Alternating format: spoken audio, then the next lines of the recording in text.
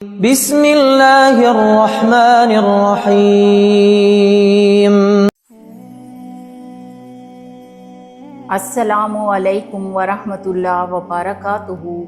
پیارے اسلامی بہن بھائیوں، کبھی ایسا ہوتا ہے کہ ہم لوگ پریشان ہوتے ہیں اور سمجھتے ہیں کہ یہ سب آزمائش ہے۔ ہم صبر کرتے ہیں، سجدے کرتے ہیں، دعائیں مانگتے ہیں، لیکن جب وہی حالات مہینوں نہیں بدلتے تو دل سے پھر ایک آہ نکلتی ہے، یا اللہ یہ آزمائش ہے یا تیری ناراضگی؟ یہ سوال صرف ایک زبان سے نہیں، لاکھوں دلوں سے نکلتا ہے۔ لیکن کیا آپ جانتے ہیں کہ آزمائش اور سزا میں فرق ہے؟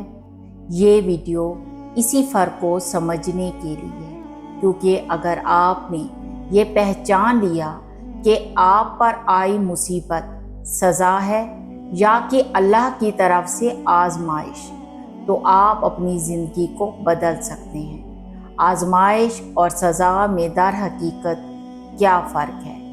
قرآن مجید میں سورہ بقرہ آیت نمبر 155 میں اللہ فرماتا ہے، اور ہم تمہیں کچھ خوف اور بھوک اور مالوں اور جانوں اور پھلوں کے نقصان سے ضرور آزمائیں گے، اور صبر کرنے والوں کو خوشخبری سنا دو۔ جانتے ہو، آزمائش کا مقصد سزا دینا نہیں، بلکہ صبر آزمانا اور بندے کو پاک کرنا ہے۔ لیکن جب وہی حالات ہمیں گناہ سے نہ روکیں بلکہ اور گناہ میں ڈال دیں تو آزمائش سزا میں بدل جاتی ہے۔ اب سوال یہ ہے کہ آزمائش کب سزا بن جاتی ہے؟ اس ویڈیو میں آپ کو 2 نشانیاں ایسی بتاتی ہوں جو قرآن و حدیث میں واضح کی گئی ہیں۔ تو پہلی نشانی ہے گناہ کے بعد دل کا سخت ہو جانا۔ قرآن میں سورہ بقرہ آیت نمبر 74 میں اللہ فرماتا ہے، پھر تمہارے دل سخت ہو گئے یہاں تک کہ پتھروں کی طرح، بلکہ اس سے بھی زیادہ سخت ہو گئے۔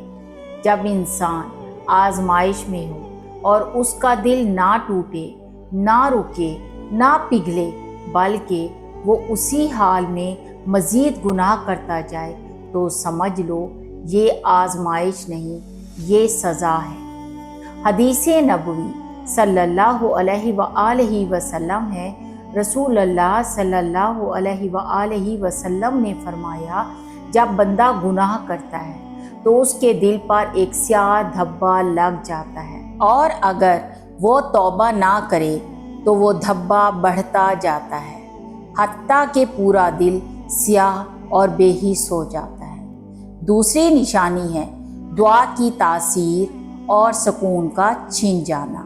اللہ تعالیٰ قرآن پاک میں سورۃ الانعام آیت نمبر 43 میں فرماتا ہے، پھر کیوں نہ جب ہم نے ان پر مصیبت بھیجی تو وہ عاجزی کرتے بلکہ ان کے دل سخت ہو گئے۔ اگر آزمائش کے باوجود آپ کی دعاؤں میں آنسو نہ ہوں، دل میں یقین نہ ہو، سجدے بے اثر محسوس ہوں، تو سمجھ لو رب پکار رہا ہے کہ واپس آ جاؤ، لیکن تم بے حس ہو چکے ہو۔ حدیث نبوی صلی اللہ علیہ وآلہ وسلم ہے، رسول اللہ صلی اللہ علیہ وآلہ وسلم نے فرمایا، اللہ دعا قبول کرتا ہے جب تک کہ بندہ جلد بازی نہ کرے اور کہے میں نے دعا کی لیکن مجھے کچھ نہ ملا۔ لیکن اگر گناہ بڑھ چکے ہوں اور دل بے اثر ہو چکا ہو تو دعا بھی قید ہو جاتی ہے، یعنی وہ قبول نہیں ہوتی۔ اگر یہ دونوں نشانیاں آپ میں ہیں تو یہ وقت ہے جاگنے کا۔ یہ آزمائش نہیں رہی، یہ اللہ کی طرف سے جھنجھوڑنے کی صدا ہے۔ وہ رب جو غفور ہے، رحیم ہے، لیکن وہ بندے کو چھوڑتا نہیں، چاہے سزا دے کر ہی واپس لانا پڑے۔ پھر سوال پیدا ہوتا ہے کہ ایسے حالات میں کیا کریں کہ اللہ ہم سے راضی ہو جائے؟ تو پہلا کام کریں، سچے دل سے توبہ کریں، اپنے سجدے لمبے کریں، زبان سے نہیں بلکہ دل سے مانگیں۔ قرآن سے اس طرح جڑ جائیں، روز کچھ نہ کچھ قرآن کو پڑھیں اور اسے سمجھیں۔ والدین سے، رشتہ داروں سے جس کا حق مارا ہو ان سے معافی مانگیں، کیونکہ اللہ نے فرمایا حقوق اللہ تو میں معاف کر دوں گا مگر حقوق العباد اس وقت تک معاف نہیں کروں گا جب تک بندہ خود نہ معاف کر دے۔ روز صدقہ دیں چاہے 10 روپے ہی کیوں نہ ہوں۔ تہجد کا آغاز کریں، یہ رب کو قریب لانے کا سب سے پراسرار دروازہ ہے۔ اللہ رب العزت چاہتا ہے کہ آپ واپس آ جائیں، اسی لیے وہ آزماتا ہے، روکتا ہے، دکھ دیتا ہے تاکہ آپ جھک جائیں، بدل جائیں اور سنور جائیں۔ کمنٹ میں مجھے ضرور بتائیں، کیا آپ نے کبھی ایسا وقت دیکھا ہے جب آپ کو لگا کہ اللہ ناراض ہے، اور پھر کیسے آپ نے اس کے دروازے پر واپس دستک دی؟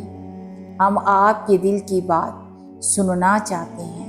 ویڈیو اچھی لگی ہو تو اسے اپنے دل کے کسی قریب انسان تک پہنچائیں، شاید وہ اسی آزمائش سے گزر رہا ہو اور آپ کا یہ ایک قدم اس کی نجات کا ذریعہ بن جائے۔